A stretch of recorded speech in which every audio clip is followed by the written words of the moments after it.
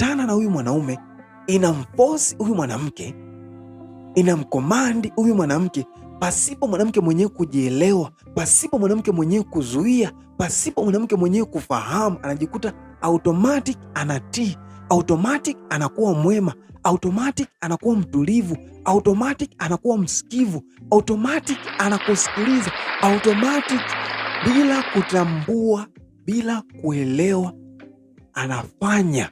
Ni asili yake.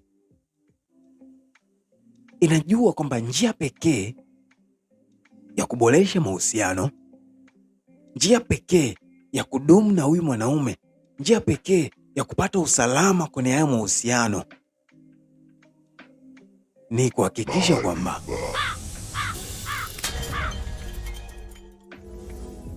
anatii sheria zako, ni kuhakikisha kwamba anabakia kwenye njia zako, ni kuhakikisha